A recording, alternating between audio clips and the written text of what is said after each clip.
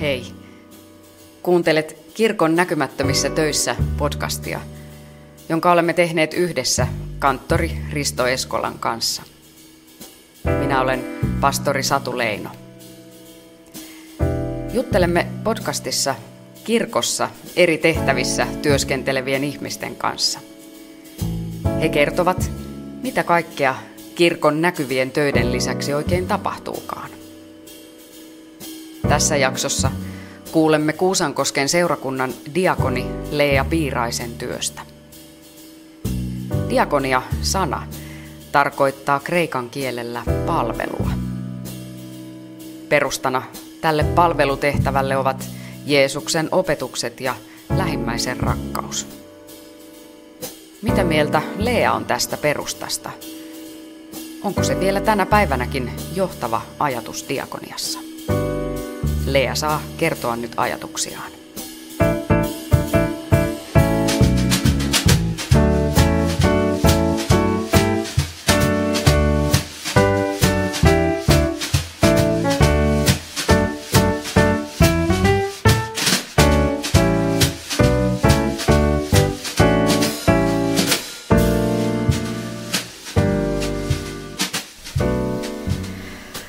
Tervehdys Piiraisen Lea.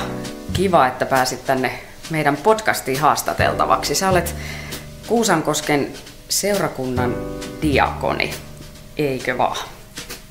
Joo, kiitoksia kutsusta. Ihan tosi kiva, kun pyysitte ja saan tulla kertomaan meidän työstä ja vähän siitä, mitä diakonian kentällä tapahtuu. Kyllä, olen Kuusankosken seurakunnassa diakonina ja aloitin täällä vakituisesti viime vuoden marraskuussa. Olin tehnyt pienen viransijaisuuden ennen sitä, mutta tosiaan tämä pidempiaikainen pesti alkoi silloin. Tuun Kouvolan seurakunnassa, jossa olin 13 vuotta töissä tässä samaisessa diakoniatyössä. Ja me on yksi Kuusankosken seurakunnan diakoneista, että meitä on 4 täällä töissä. Eli mun lisäksi 3. Juuri näin. No, mitä muuta sinä olet kuin Kuusankosken seurakunnan diakoni? Haluatko kertoa jotakin itsestäsi? No, mä oon Kouvolasta kotoisin. Välillä polut on käynyt vähän muuallakin Suomessa ja maailmallakin on tullut asusteltua jossain vaiheessa. Että semmoinen kuitenkin koen paljasjalkalaiseksi kouvolalaiseksi itseni. Mulla on 2 aikuista lasta. Ne on omilleen muuttaneita. Tyttö asuu Espoossa, poika täällä Kouvolassa. Meillä on uusia perhe. Mun miehellä on myös 3 aikuista lasta.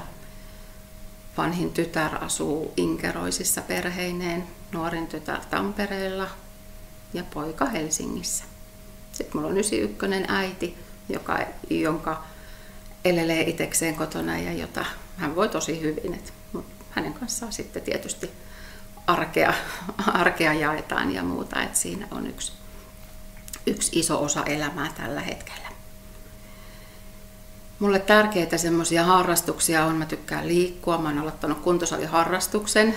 Se ei ole nyt ehkä ihan vienyt mukanaan, mutta jonkunlainen purasu ja semmoinen itsestään terveydestä huolenpitäminen on tosi tärkeää. Retkeillään luonnossa miehen kanssa, että usein keitetään termarit kahvia ja lähdetään sienestämään tai marjastamaan ja tämmöinen pysähtyminen, ehkä vähän vastapainoa työlle ja kaikelle muulle. Ja toki matkustelu sen puitteissa sitten Suomessa, mitä työ antaa myöten. Käsitöitä rakastan tehdä, olen aina tykännyt tosi pienestä pitäen ja mulla on nyt rempattuna kotiin semmoinen pieni huuhaamo, oma huone, johon mä oon pistänyt, siellä on hirveästi kankaita ja kaikki saumurit ja peittarit on vallannut sen tilan ja siellä touhuilen ja teen kaikenlaista, että se on mulle sellainen rentoutumisen tyyssi ja käsillä tekeminen.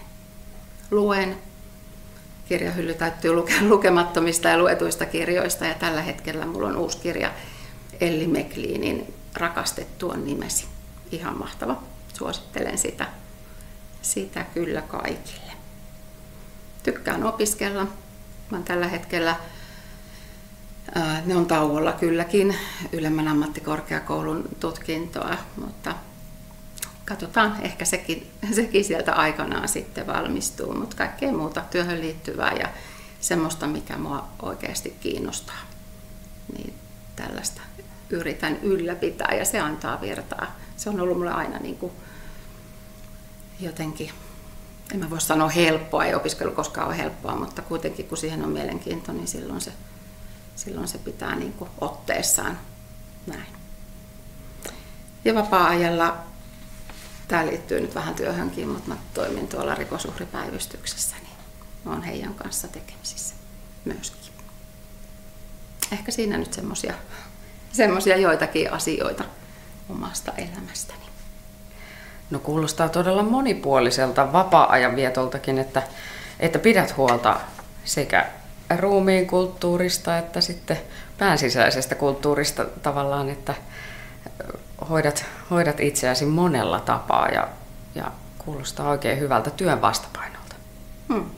Sitä juuri siitä niin kuin lähinnä pyrkii hakemaan, että olisi tämmöistä, mutta totta kai välillä on aikoja, jolloin sitä sitten vaan ollaan ja levätään ja tehdään sitä mikä milloinkin hyvältä tuntuu. Itteensä täytyy osata kuunnella.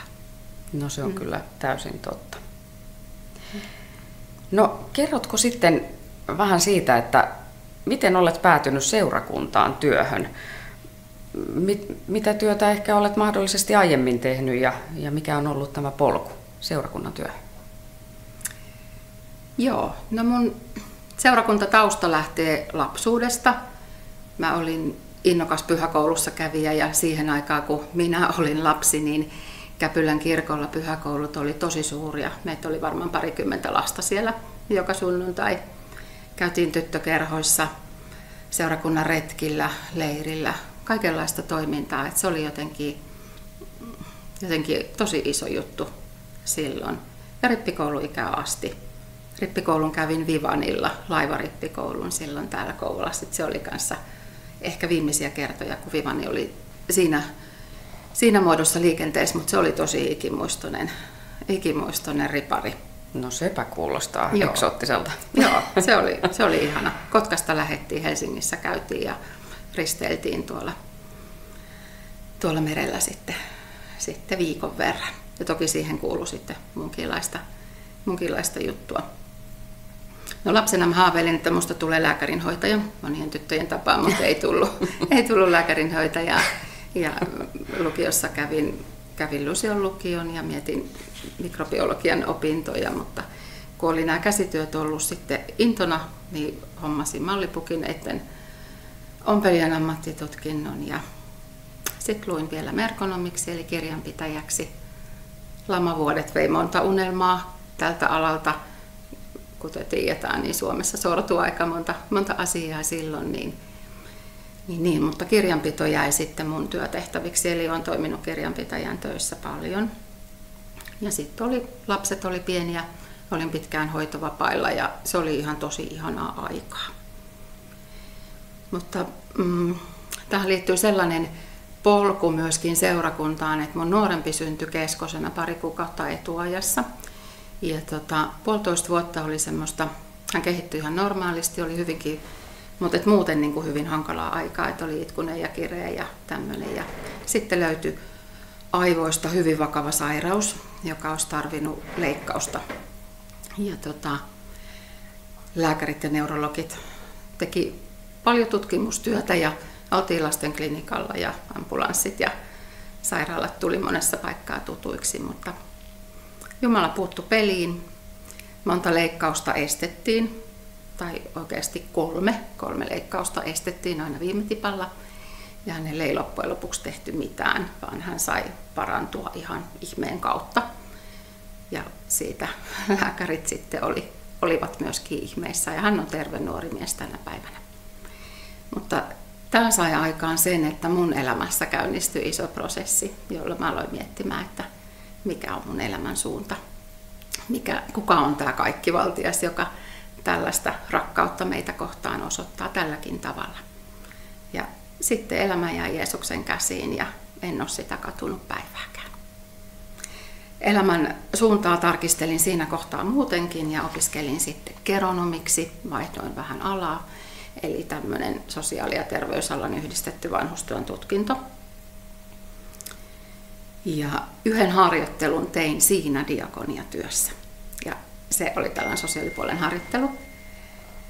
Ja olin ihan myyty. Mä tiesin, että tämä on sitä, mitä mä haluan tehdä. Ja muistan ikuisesti, niin kuin ensimmäinen päivystysasiakas oli Ann Minkkisen kanssa. Ja Ani oli silloin Kouvolassa ja musta se oli niin huikeeta, että mä tiesin heti, että mä haluan tehdä tätä. Mut yksi ongelma, geronomin papereilla ei voi tehdä diakonin työtä.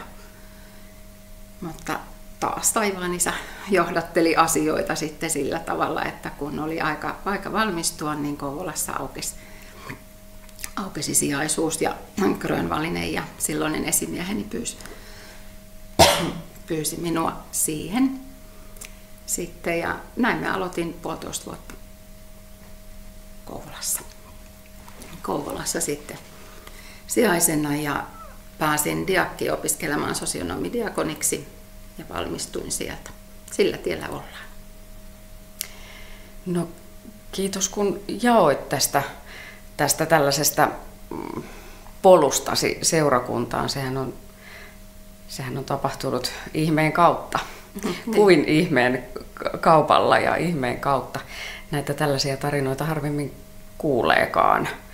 Niin kiitos kun kerroit ja jaoit tästä. No tietysti diakoniatyö on aika laaja käsite ja laaja asia, mutta jos haluaisit avata nyt näitä termejä diakoni ja diakonissa. Moni ei varmaan tiedä, mikä ero näillä tehtävillä on, niin kerrotko niistä vähän? Joo, no, käytännössä me tehdään aika lailla samanlaista työtä, mutta diakoni on sosiaalialan, tai hän on niin kuin sosionomi, eli tekee enemmän sosiaalipuolen ammattilainen, ja diakonissalla taas on sairaanhoitajan perustutkinto siellä alla ammattikorkeakoulusta. Tänä päivänä diakonin ammattikorkeakoulusta valmistutaan, ja toki on vielä vanhamuotoisiakin opintoja monella taustalla, mutta tämä on se ero. Ja joskus ihmetellään, että voiko mies olla diakonissa, niin voi. Sairaanhoitajamiehet toimii diakonissoina, vaikka sillä tietysti tämmöinen vähän kaiku on, että se olisi naisten ammatti, mutta ei siitä ole kuitenkaan kysymys. Eli sosiaalialan ja terveydenhuollon alan ammattilaisia. No kiitos tästä selvennyksestä, koska se ei ole monellekaan hyvin selkeä asia ollenkaan. No, tämän meidän podcastin aiheena on olla kirkon näkymättömissä töissä. Diakoniatyöhän on oleellinen osa seurakuntatyötä, mutta mitä se diakoniatyö oikein on, niin kuin tuossa äsken vähän jo kurkisteltiin, että mitä diakonian viranhaltijat oikein tekee? No, jos me aloitan avaamalla sitä sanaa diakonia, eli sehän tarkoittaa palvelua.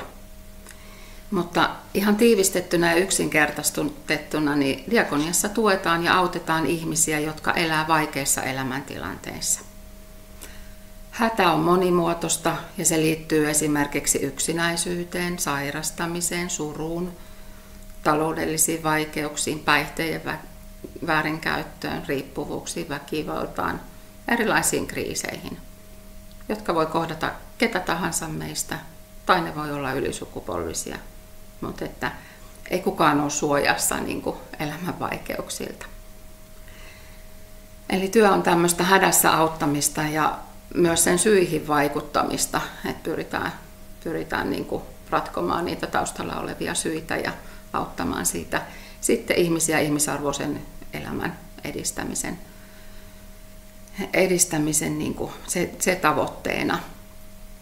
Me tehdään paljon yhteistyötä erilaisissa verkostoissa, sosiaali- ja terveysalalla, kolmannen sektorin kanssa.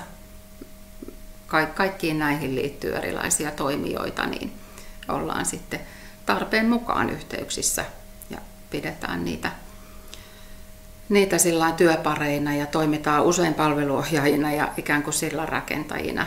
Mutta että siltä toimii toisinkin päin, että sieltä kautta myös meille tulee paljon asiakkaita. Monen, että voisitteko auttaa tässä, kun meidän keinot alkaa niin kuin loppumaan. Diakoniatyössä meidän työntekijöiden kentät on ainakin toistaiseksi jaettu monissa seurakunnissa, niin meilläkin täällä Kuusankoskella, niin sanottuihin selektiiveihin eli vastuualueisiin. Mun selektiiveihin kuuluu täällä mielenterveys- ja päihdetyö, riippuvuudet, osallisuuden edistäminen, yhteisvastuukeräys ja mielenterveystyö, mutta näitä on paljon muitakin. Maahanmuuttajatyötä, näkövammaisia, kuulovammaisia, kehitysvammaisia, vapaaehtoistyötä. Eri seurakunnissa vähän erilaisiin painotuksiin, mihin riittää resursseja. Mutta periaatteessa me tehdään kaikki vähän kaikkea. Et sillä tavalla ei tarvitse miettiä, että voiko mulle soittaa, jos mun työn alla lukee nyt vaan tämmöiset asiat, niin voiko mulle soittaa vanhustyössä? Totta kai voi. Ja ajatuksena on se, että diakoniassa pyritään vastaamaan niin kuin joustavasti yhteiskunnan ongelmiin ja semmoisiin ilmiöihin, mitä nousee esille. Ja esimerkkinä nyt voisi olla vaikka Ukrainan sota, miten organisoitiin erilaisia asioita sodan uhrien auttamiseksi, tai vuoden 2015 pakolaiskriisi, jolloin tapahtui paljon tässä, mutta ihan kaikella tällaisella tavallakin niin kuin kuulostellaan sitä, mitä ympärillä tapahtuu ja pyritään vastaamaan näihin haasteisiin. Meitä voi tavata kotikäynneillä, käydään laitoksissa, toki täällä toimistolla, mutta sitten myöskin joustavasti tarpeen mukaan. Joskus voidaan vaikka ulkoilla lähteä sillä tavalla mukaan. Ydinperiaate on aina niin kuin kokonaisvaltaisen tilanteen huomioiminen ja ihmiselle semmoisen nähdyksi ja kuulluksi tulemisen kokemuksen tarjoaminen. Ja vahvuutena voisin ajatella niin kuin ennen kaikkea myös sitä, että me pystytään vastaamaan sekä niihin taloudellisiin haasteisiin että myös näihin terveydellisiin juttuihin. Eli ei tarvitse mennä luukulta luukulle. Niin kuin tämä meidän yleinen auttamisjärjestelmä on niin lokeroitunut, mutta että me otetaan huomioon se ihminen kokonaisuutena, mikä vaikuttaa mihinkin. Meillä on vihreä paita, siitä meidät tunnistaa. Papeilla on se musta, nuorisotyöntekijällä joskus sininen, piispoilla on oma värisensä, mutta me pukeudutaan vihreään. Tuossa mainitsin sen taloudellisen auttamisen myöskin, niin se on ainut sellainen asia, mitä voi saada vain oman seurakunnan alueelta. Eli siinä ei voi kouvolalainen tulla hakemaan Kuusankoskelta taloudellista apua, ja tämä pätee varmasti koko Suomessa kaikkiin. Et se on ainut sellainen, mikä rajaa sitä asiakaskuntaa, että silloin toimitaan oman kaupungin alueella. Enkä halua unohtaa sitä, että voidaan ajatella, että Jeesus oli ensimmäinen diakoni. Hän ei tullut palveltavaksi, vaan Jeesus tuli palvelemaan. Siinä on yksi diakonian ammattilainen. Ja aika järeä ammattilainen onkin ja peruspilari koko tälle toimimiselle ja toiminnalle. Ihan totta. No, tämä nyt avasi kyllä paljon tästä diakoniasta. Ja, että oikeastaan, että jos on mielisolmussa, jos on taloussolmussa, jos on vaikka hengelliset asiat solmussa, niin seurakunnan diakoniasta voi tulla pyytämään apua. Ja kuulinko oikein, että sitten ihmistä hoidetaan vähän niin kuin tai katsotaan sitä kokonaistilannetta, että te voitte ohjata ihmistä eteenpäin nähden sen, mikä ehkä hänen tarpeensa on, mutta myös muut toimijat voi ohjata sitten ihmistä meille päin, jos he näkee, että nyt on seurakunnan diakonian asiakkuus ehkä tässä kyseessä. Juurikin näin. Hienoa. No, luettelit aika monta asiaa, mitä diakoniatyö tuossa tekee, mutta mitä ajattelet, mikä mahdollisesti tulevaisuudessa tulee olemaan semmoinen painopiste, mitä seurakuntien diakoniatyö tulee tekemään? Vai onko sellaista nähtävissä? No, ihmisen perustarpeet ei varmaan tule muuttumaan yhtään mihinkään. Eli aina tulee olemaan ongelmia toimeentulon kanssa, ihmissuhdeongelmia, surua, terveyttä. Aina tulee olemaan syrjäytymistä. Eli tämmöisiä ihan valtioita tuskin tulee olemaan, että nämä olisi pois pyyhittyjä. Niin mukavaa kuin se olisikin, mutta nämä tulee pysymään samana. Mutta että varmaan työn tekemisen kulttuurissa tullaan näkemään niin kuin muutoksia kenties piankin. Ja toki meillä täytyy olla rohkeutta niihin muutoksiin, tarttumaan niihin, yhdistämään voimavarojamme ja seuraamaan ajan ilmiöitä.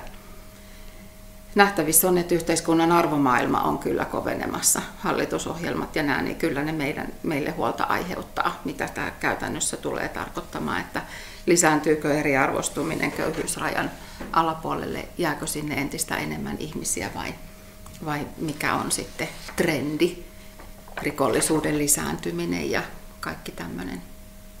Resurssit pienenee yhteiskunnassa ja niin ne pienenee kyllä ehkäpä meilläkin.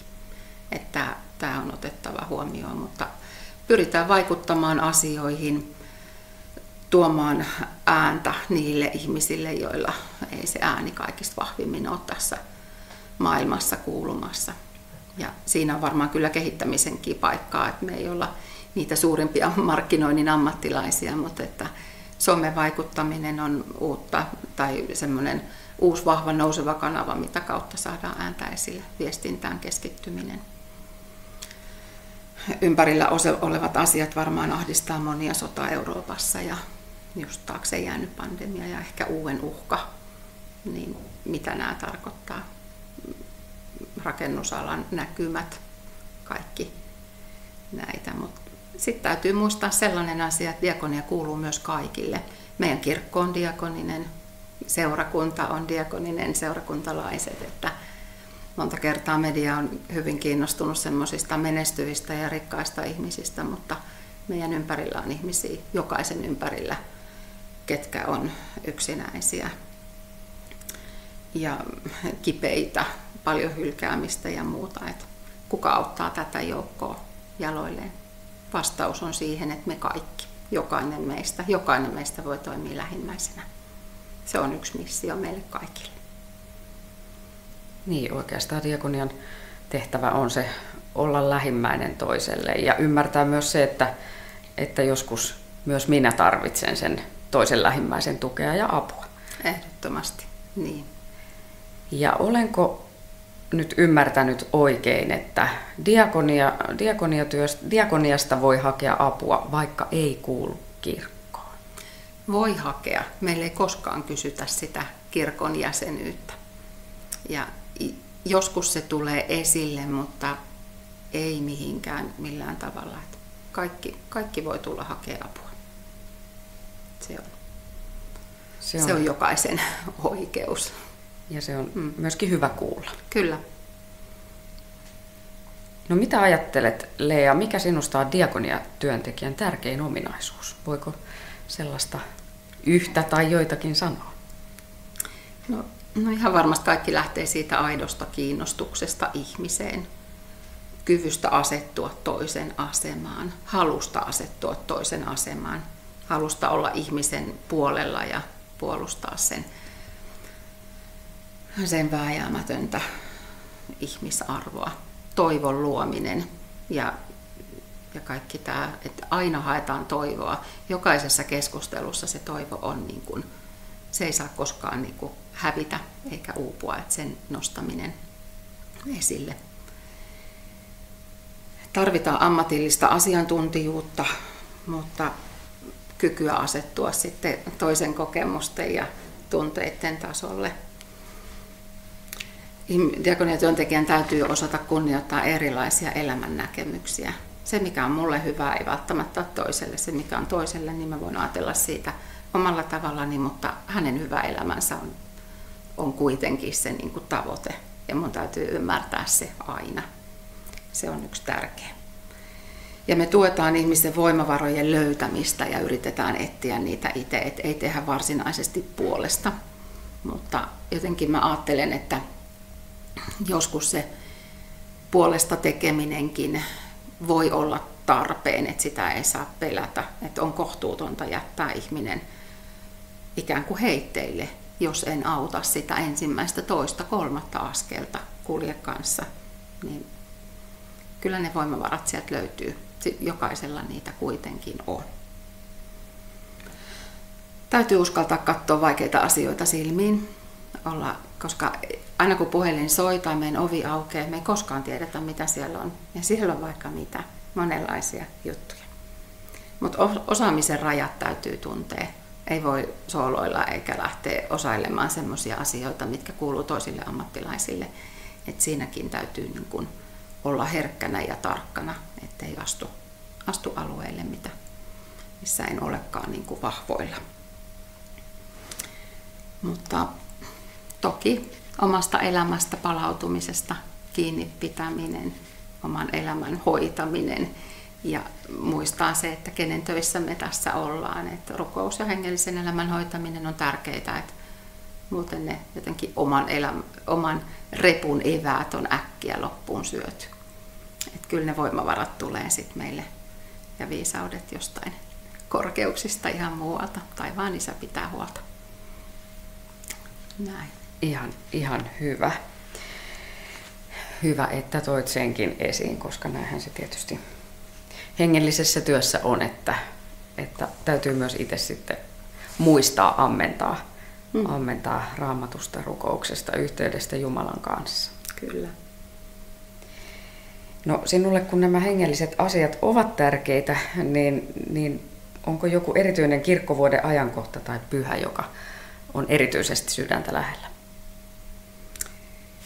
Jos mä työn kannalta ajattelen, niin ihmisten hädän kannalta ei ole mitään väliä, niin kuin mikä kirkkovuoden ajankohta on. Et joskus juhlapyhinä niin kriisit, ihmisten ongelmat niin kuin kriisiytyy ja tämmöistä, mutta ei se mikään sääntö ole. Et silleen meillä on asiakkaita tasaisesti ihan ympäri vuoden. Mutta ihan henkilökohtaisesti niin mietin sitä, että kyllä mä varmaan sellainen jouluihminen olen, että se joulu nousee mulle rakkaimmaksi ja silleen tärkeäksi, että kaikki se tunnelma ja tuoksut ja kauneus ja muu semmoinen esteettisyyskin, mikä siihen liittyy, niin on mulle tärkeää. Ja lisäksi sitten vielä, että tämä minun keskoseni nuorimmaiseni syntyi muutama tunti ennen jouluaattoa. Ja silloin oli juuri tullut tämä Vesa-Matti Loirin suosikki joululaulu Sydämeeni joulun teen. Ja siitä tuli kyllä semmoinen minun ikuinen suosikkini. Jeesus-lapsi syntyy maailmaan. Se syntyi vapahtajaksi minun elämään, meidän kaikkien elämään. Ja siinä on sitä sanomaa, mikä mua koskettaa. Tonttuilua unohtamatta jouluna. Kyllä, sitä me kaikki osataan myöskin välillä. Kyllä. Ja tarvitaan. No, ootko törmännyt tällaisiin yllättäviin työtehtäviin diakoniatyössä? No, tämä on aika vaikea kysymys. Toki niin kuin sanoin, niin koskaan ei tiedä, mitä tulee niin kuin vastaan. Mutta mun työtehtäviin näinä vuosina on kuulunut, mä oon ollut laittamassa kastejuhlia, leipomassa kakkua äidin kanssa, joka ei ole ehkä jaksanut, ja on ollut siunaamassa ja viimeiselle matkalle en papin tehtäviä hoitamassa, vaan siellä kotona edellisenä iltana ja saattelemassa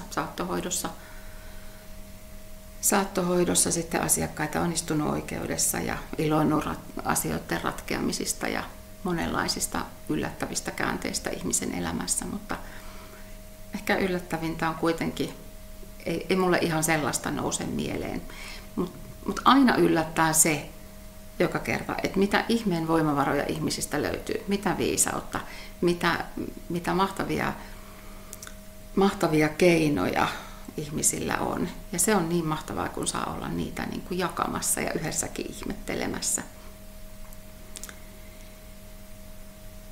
Yksi asia mulle on jäänyt mieleen. tai siis montakin asiaa, mutta yksi nousee mieleen. Ja tämä oli semmoinen tavallinen päivystystilanne Kouvolassa. Ja asiakkaana oli mulla vuosikymmeniä päihderiippuvaisen elämää viettänyt mies. Hän oli mennyt monta asuntoa ja tämä elämä näkyy hänestä monella tapaa. Et on ollut niin kuin vaikeaa ja muuta. Hänellä ei ollut enää paljon jäljellä, mutta suunta oli otettu tällä kertaa sitten eteenpäin. Toivotin hänelle siunausta ja yllättäen hän siunasikin minut. Hän kääntyi takaisin ja sanoi sanat, jotka mursi minut ihan kokonaan. Mä en olisi ikinä osannut sitä häneltä odottaa. Me ei puhuttu mitään hengellisiä asioita. Mitään semmoista ei siinä keskustelussa ollut. Se oli taloudellisen auttamisen juttu. Mutta jos voin sanoa, niin se oli kaikkein voimallisin siunaus, mitä ikinä olen saanut. Ja aina kun siunaan ihmistä tai toivotan siunausta, tämän miehen kasvot nousee mulle eteen. Et se oli semmoinen yllättävä, joka oli ihan huikea. Osat vaihtui täysin. No, se kuulostaa hienolta ja monta kertaa se tällaisista yllättävistä tuleekin se paras tunnelma. No, mitä ajattelet, mikä työssäsi on parasta tiivistetysti? No, ehdottomasti se ihmisen kohtaaminen ja asiakastyö. Se on kunniatehtävä. Kohdata säröillä oleva ihminen, toinen säröillä oleva kohtaan toisen säröillä olevan. Saa tehdä omalla värillä töitä. Mahtava näköalapaikka siihen, miten Suomessa menee. Meillä ei ole yhtään samanlaista päivää. Työpäivää ei pääse tylsistymään. Voi rohkaista Jumalan sanalla ihmistä. Yksi tärkein, tämän mä haluan vielä sanoa tähän, niin on semmoinen, mikä musta toimii aina, eli Jesajan kirjasta. Sinun tulevat päiväsi hän turvaa hetkestä hetkeen. Hänellä on varattuna apua yllin kyllin, viisautta ja tietoa. Sitä apua ei ole varattuna pikkasen ja vaan jollekin, eikä silloin tällöin, vaan hetkestä hetkeen ja aina. Mulla on mahtavat työkaverit, ihana kannustava työilmapiiri, ihana työpaikka. Tykkään tästä. Tästä saa paljon. Ja tämä ei ole oikeasti, voi kuulostaa, että diakoniatyöt hirveitä raskaiden vaikeiden asioiden kanssa tekemisistä, että onpa rankkaa. Onkin rankkaa, mutta myös valtavan antoisaa. Tuottaa paljon iloa, iloisia tehtäviä. Saa olla myös ilossa mukana. Ilman muuta, ja se tietysti tasapainottaa myös sitten sitä Kyllä. synkkyyttä, mitä sieltä arjesta löytyy, työarjesta. No sitten siinä on vielä semmoisia muutama lappunen sieltä, josta nostatko yhden, ja tämmöinen yllätyskysymys, lue se ja vastaa siihen. Okei, no tässä lukee näin, että liikututko koskaan työssäsi? Voitte arvata, että kyllä liikutun. Ja tunteita saa näyttää. Tunteet on aina niin kuin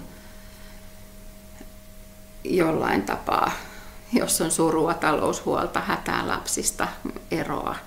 Totta kai se koskettaa minua ihmisenä ja näin. Mutta kyllä me myös nauretaan. Mutta ammattilaisena täytyy olla olkapää, joka osaa myös kantaa sitten, että tunteet ei vie mukanaan, mutta kyllä tunteita näytetään ja yhdessä itketään ja yhdessä myös nauretaan, liikutun. Lämmin kiitos Lea haastattelusta. Oli kiva, kun olit täällä vieraana. Kiitos, kun sain tulla.